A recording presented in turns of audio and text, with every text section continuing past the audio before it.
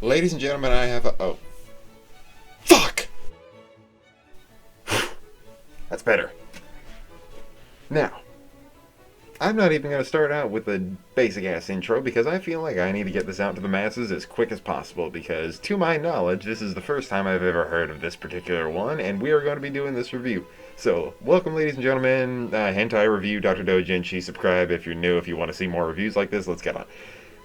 Today, we are going to be talking about, as the title suggests, and I am in a hurry because I want this knowledge to get out as fast as possible, because I, as requested by a viewer in one of my earlier videos, watch those if you want to, they're fun, suggested episode 2 of this series, and like the cultured man that I am, I decided to start at the beginning, because what's a story without the beginning? And I can't say for the life of me that that was a bad decision, because this was one of the best decisions I've ever made. And thank you, random commenter, for your approval. I will make sure to say thank you as much as I can. And, holy shit, I can't say thank you enough. Today, we are going to be reviewing episode 1 of Kohakuiro.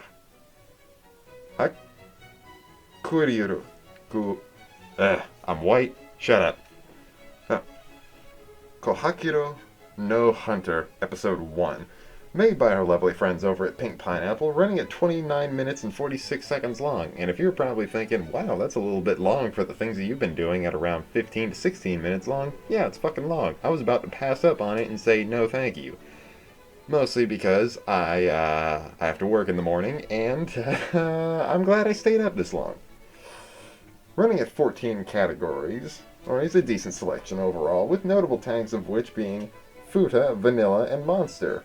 And you're probably wondering, one of these things is not like the other. Yeah, Vanilla doesn't belong in something that has Futa and Monster. Just those being there means it's not Vanilla. But I shall progress. We're going to be talking about the story of the entire thing, and I'm glad I took the notes on this because I fucking love it. It starts out introducing a girl in the middle of a hot springs taking a shower, if you will, or cleansing herself, this girl being Erica. A elf who is a part of a monastery, who works as a nun and works as a hunter. A hunter is a defender against monsters that come out of the woodwork, the ground, the woods, just generally places where monsters would be.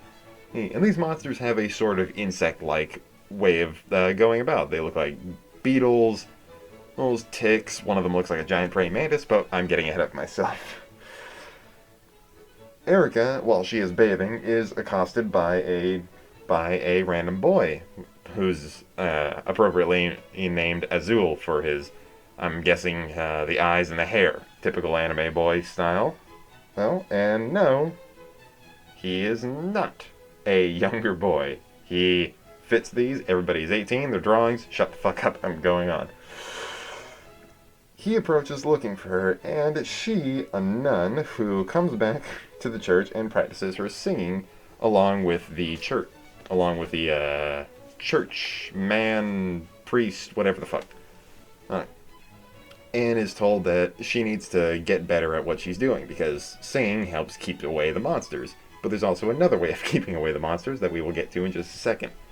Now, this cute little cat thing with wings and a little fluffy tail flies in through the top of the place and says that monsters are on their way, and she gets out of her conservative-ass nun clothes and into combat gear that is specifically made for either 13-year-old boys to enjoy, or that one scene from High School of the Dead where boobs defy physics and the speed of sound. And then a legit intro plays, like a full fucking intro for like an anime plays. This is a hentai made for you to whip your dick out and just fast.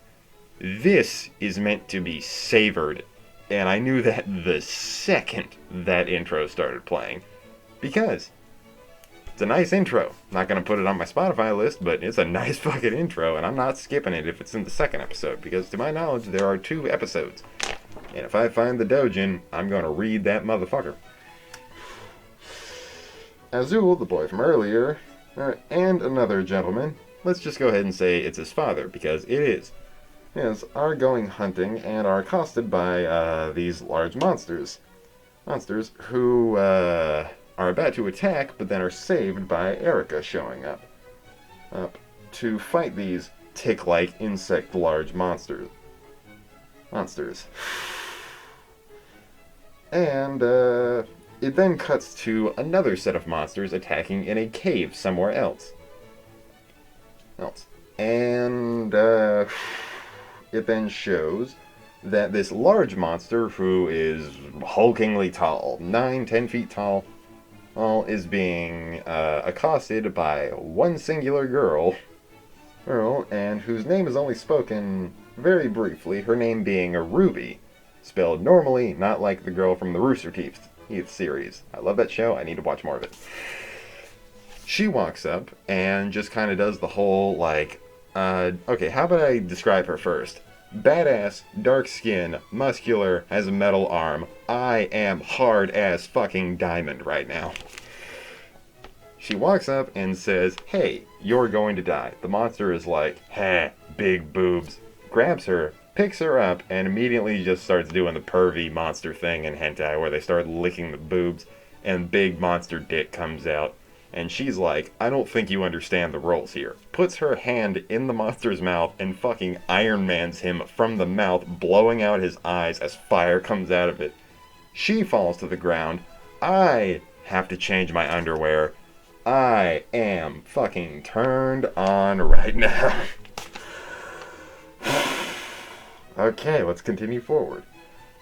After she single-handedly defeats the monster, it then cuts back over to what's going on with Erica. Erica and her men are being attacked by a much bigger monster, one that resembles a praying mantis, as I've mentioned before.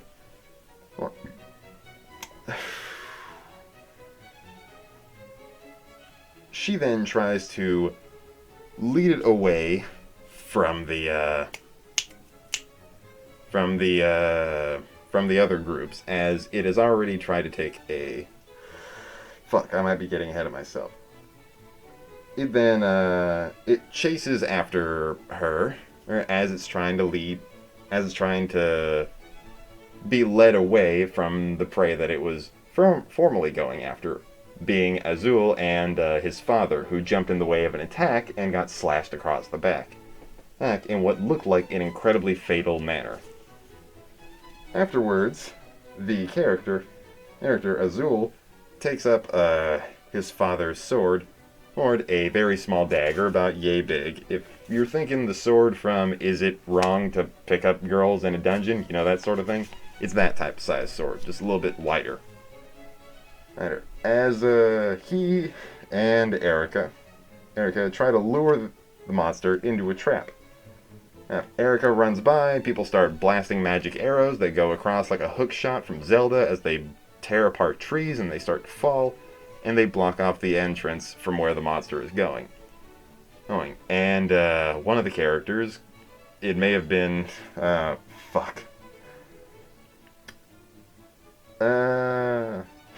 Azul takes his father's sword, and Erica lures it away into a trap.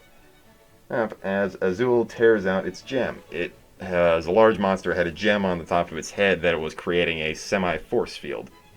It gets trapped in a small area. Azul jumps on top, starts stabbing the thing, and pries the majority of the gem off of the thing's head. And in which case, he falls to the ground. The little cat thing from earlier jumps in, saves him, and makes sure he doesn't hit his fucking head on the ground. In which case, Erica, being the elf hunter badass that she is pulls out her fucking gun. Not like, oh, anime attack, laser blast, or like, wizard, fuck it, Harry Potter, Avada Kedavra, or some sort of Star Wars bullshit. She pulls out a fucking gun and just bang, bang, bang, bang, bang. Bang. Or more like, whoop, bang. Big shot, blows the thing's head straight off. And it then leads to the characters Azul and Erica going up to what is now being considered the deceased body of Azul's father. who tragically died during this entire event. They walk over, and Azul passes out, probably from overexerting himself throughout the entire fight. And it then leads to a little bit more of a somber moment as they carry him back to his place to make sure that he's fine. And then it leads to Erica at her home with her proverbial mother, essentially the person who adopted her, even though she's also a mother. She's also a mother as in the saintly type, being that she's in charge of the I don't know. Mother squared. Let's put it that way. She keeps her eye on them, and they go over a lot of Erica's backstory, being that she survived an attack, was found by the mother beforehand when she was still working as a hunter, I believe. And then she continues further into the whole thing about saying, like, I raised you, I'm so happy that you're there. And she's like, it's my fault that his father's dead. I really didn't want him to die, and I think I should leave this place so that I can go be useful somewhere else, and I don't get people hurt as much by drawing the monsters here. Which is a good point. She's making a logical decision, even though, you know, it's taking a big gun away from a spot that could probably use more help. But I feel like lesser help would draw in lesser monsters, therefore lesser problems.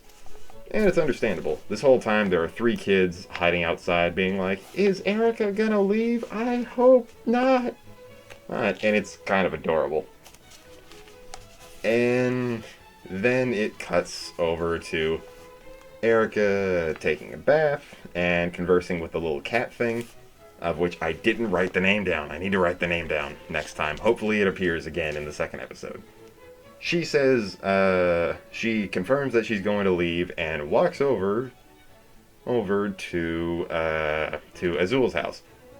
Now, her getting dressed after the whole thing. She's not walking over in the snow, butt fucking naked. It's irresponsible even for a harem protagonist. And yes, I believe she is the harem protagonist. In which case, she walks over, knocks on his window door, saying, hey, I kind of want to talk to you. She then tells him about the whole thing, Azul blaming himself, Erica blaming herself for the death of his father. They kind of go hand in hand with each one of them that they believe is at fault.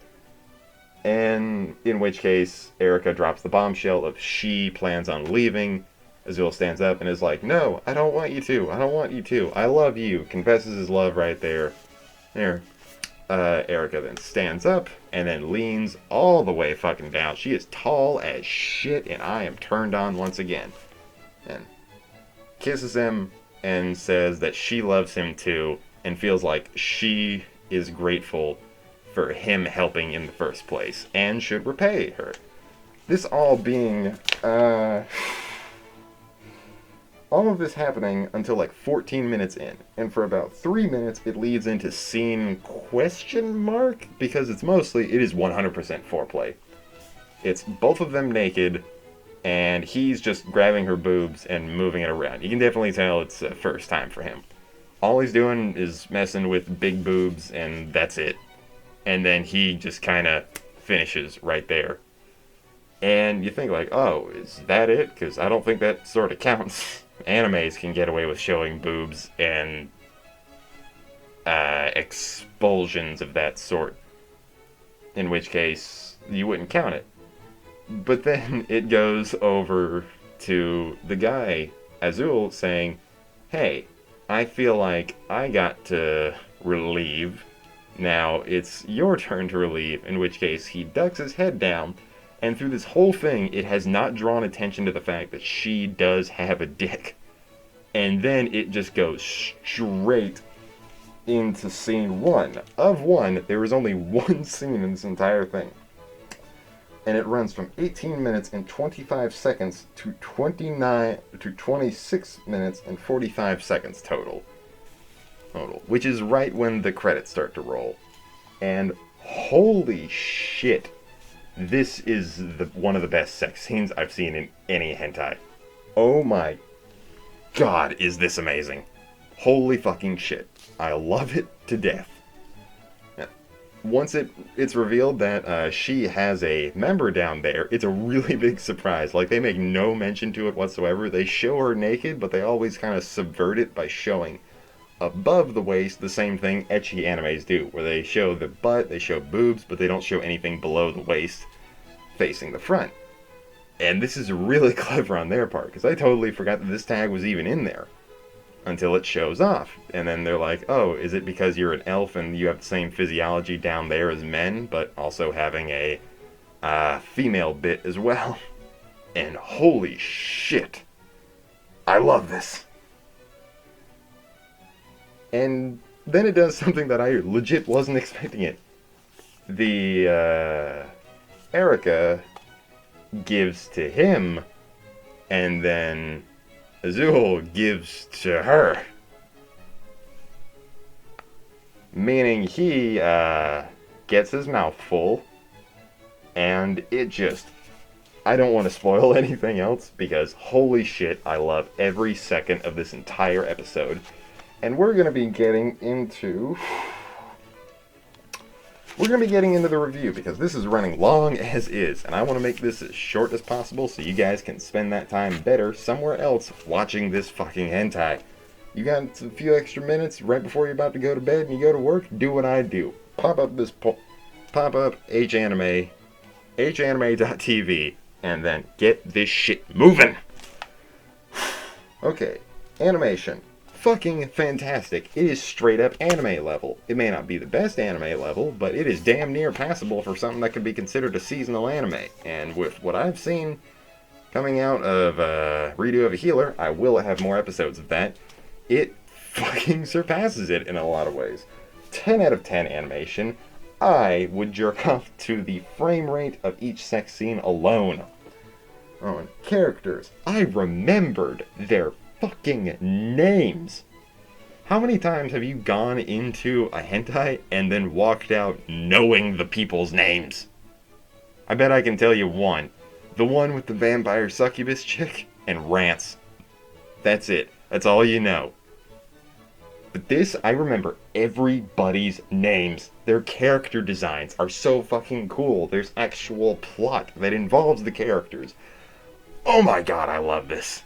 I'm pretty sure I'm not even gonna do let's get to the review thing. This is gonna be raw, unedited. I want you guys to know this. At least except for one point. And then the characters. 10 out of fucking 10. I love the designs. I love the characters. I remember their names. Holy shit, I love this. And now what we're all here for, the plot, whatever. One big, beautiful, glorious sex scene, and holy shit, 10 out of 10. This is, I believe, this is goddamn perfect. The only thing I wish had been done was they show the sex scene of Ruby, the buff, badass, dark-skinned motherfucker who one-shotted a monster after it got a little too handsy. But I've seen the thumbnail for the second episode, and it involves her a lot. And I am hard with anticipation, I'm hard with waiting, and I'm just hard in general. Let's get this shit moving. Episode 2 coming tomorrow. I'm not even breaking it up. Until next time, I have been the Doctor. Subscribe if you want more. I'm trying to get to 100. And, have a nice day. Don't be a dick. There's too many of them. And wash your fucking hands. I have been the Doctor. Peace.